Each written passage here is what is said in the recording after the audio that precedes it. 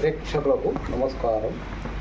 మనము ప్రతిరోజు ఏం తింటున్నాము, ఎట్లా ఉంటున్నాము, ఈ 9 బొర్రల తోలు బొమ్మ, ఏ ఒక్క బొర్ర మూసుకుపోయినా ఆడది బొమ్మ. ఈ బొమ్మకు మనం ఏమి సహకరిస్తున్నాము, ఏమేమి తింటున్నాము, ఎటువంటి తిండి తింటున్నాము, మనం ఆరోగ్యకరమైనటువంటి భోజనం తింటున్నామా, ప్రతిరోజు 2 సార్లు మూత్రం కరెక్ట్గా సాఫీగా వస్తుందా, నంబర్ 2 బాత్రూంలో కూర్చోగానే సడగ్గున వచ్చేస్తుందా, వారానికి 2 రోజులు కార్యక్రమాలు సరిగా నడుస్తున్నాయా, ఇట్లా కంప్లీట్గా ఈ ఆరోగ్యపరమైనటువంటి దృష్టి పెట్టుకొని మనము భోజనం చేస్తుంటే ప్రతిరోజు మనం తినే తిండి ఏంటి, మజ్జిగ తాగుతున్నామా, మజ్జిగలో అల్లం, జీలకర్ర, ధనియాలు దంచి రాత్రి మజ్జిగలు నానబెట్టి పొద్దున్నే తాగుతున్నామా, సాయంత్రం పూట పెరుగుతున్న కాస్త భోజనం తీసుకుంటున్నామా, లిక్విడ్ డైట్ ఏం తీసుకుంటున్నాం, ప్రతిరోజు లిక్విడ్ ఏం తాగుతున్నాం, ద్రవ పదార్థం ఏం తీసుకుంటున్నాం, ఘన పదార్థం ఏం తీసుకుంటున్నాం, రొట్టె ప్రతిరోజు జొన్న రొట్టె కానీ సజ్జ రొట్టె కానీ తింటున్నామా, అల్లము, ఎల్లిపాయ దంచిన కారం, కుసుమ నూనె పూసుకొని రొట్టెలు తింటున్నామా, మనం తినే తిండిలో ఘన పదార్థం ఎంత ఉంది, ద్రవ పదార్థం ఎంత ఉంది, మన శరీరం వేడెక్కిందా, కళ్ళలో ఊసులు గారుతున్నాయా, కళ్ళు ఎరిపెక్కినాయా, తలనొప్పి వస్తుందా, మన నర్వస్ సిస్టమ్ ఏ విధంగా పనిచేస్తుంది, మన బ్రెయిన్లో 2 భాగాలు ఉంటాయి. ఒకటేమో వాసన చూడడానికి, ఒకటేమో నడవడం, మాట్లాడడం, చేతులు ఊపడం, కాళ్ళు ఊపడం ఒక భాగం పనిచేస్తుంది. వాసన, హుషారుతనం, యాక్టివిటీ చూపించడానికి సగభాగం పనిచేస్తుంది బ్రెయిన్లో. అటువంటి బ్రెయిన్ మనం ఏ విధంగా ఉపయోగించుకుంటున్నాం, ప్రతిరోజు మనం ఎన్నెన్నో చికాకులు పడుతున్నామా, మన భోజనంలో ఎటువంటి భోజనం తిని మనం ప్రశాంతంగా ఉండగలుగుతున్నాం. ప్రశాంతంగా ఉండాలంటే మన క్రమశిక్షణ, కఠోర పరిశ్రమ, దృఢ సంకల్పం అవసరం.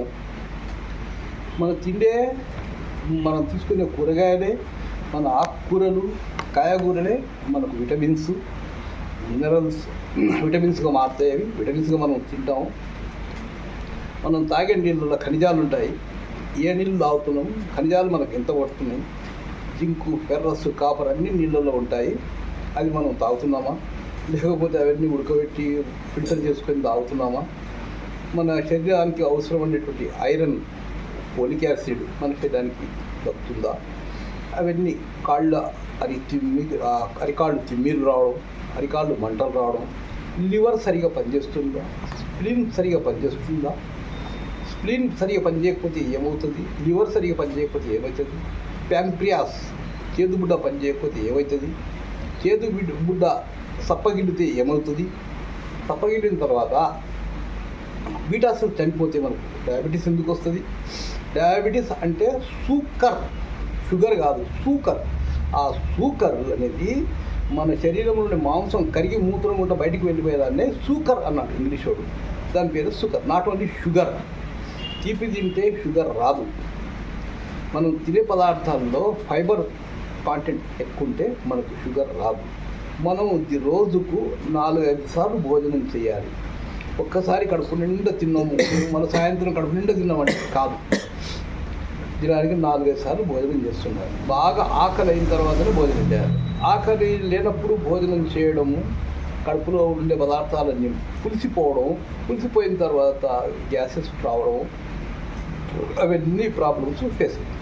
దానికోసం మనం నిత్యం చేసే పని ఏంటి, మనం రోజు ఎంత దూరం నడుస్తున్నాము, రోజుకు 250 అడుగులు మనం నడుస్తున్నామా, చెప్పులు లేకుండా కాలినడకన భూమి మీద నడుస్తున్నామా, భూమి మ్యాగ్నెట్ పవర్ మన అరికాళ్ళకు తగులుతుందా, మ్యాగ్నెటిజం మనకు అవసరమా లేదా అనేటువంటిది ప్రతిదీ మనం హ్యూమన్ ఫిజియాలజీ, అనాటమీని దృష్టిలో పెట్టుకొని మనం చేస్తుండాలి.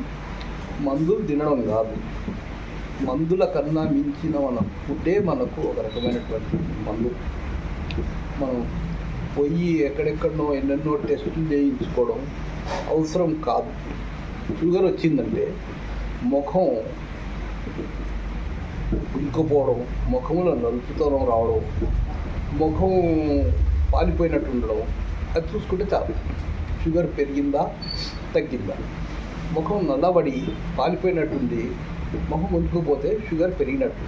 ముఖం తేజస్సుగా ఉంది, కలర్ మంచిగా ఉంది, హుషారుగా ఉంది, ఆరోగ్యం బాగుందంటే షుగర్ లేనట్టు. షుగర్ పేషెంట్ల కోసం. ఇక మామూలుగా ఆరోగ్యవంతంగా ఉన్న వాళ్ళకు గ్లూకోజ్ డౌన్ అయిపోతుంది. అదే పొద్దు నుంచి మనం బాగా కడుపుకుంటూ భోజనం చేయలే, 2-3 చెంబులు నీళ్ళు తాగలే, కొంచెం నీళ్ళు కూడా కొంచెం తాగాల, 2-3 చెంబులు నీళ్ళు తాగినామా, తాగిన తర్వాత మనకు కరెక్ట్ టైంకు మూత్రం వచ్చిందా, ఎంత నీళ్ళు తాగితే అంత మనకు కాన్స్టిపేషన్, మలబద్ధకం అనేది తగ్గిపోతుంది. అందుకోసం మనం తినే తిండి కోసం ఆలోచన చేయకుండా మంచి పదార్థాలు మనం తీసుకోవడం, తిరగడం, అక్కడిక్కడ మనం ఏ విధంగా ఉండాలనో ఆట ఆడడం, చేయడం, రన్నింగ్ చేయడం, జంపింగ్ చేయడం అన్నీ చేసుకుంటున్నారు. ఎంతవరకైతే హుషారుగా గంతులు వేసుకుంటూ మనిషి ఉంటాడో అంత ఆయుష్ పెరుగుతుంది. ఎంత సైలెంట్గా, ఎంత ఉత్సాహం లేకుండా ఉంటాడో అంత ఆయుష్ తగ్గిపోతుంది. అందుకోసం మనం సాధ్యమైనంత వరకు హుషారుగా కేరింతలు వేసుకుంటూ నవ్వుకుంటూ చేసుకుంటాం, దానికి బాగుంటుంది. రెండవది మన నరాల పరిస్థితి. నరాలు ఎప్పుడు మసిల్స్, కండరాలు, మన కండరాలు ఎందుకోసం పడుతున్నాయి? కండరాలు పట్టడానికి కారణం ఏంటి? కండరాలు పట్టి నీలిగిపోతుంటాయి. నరాలు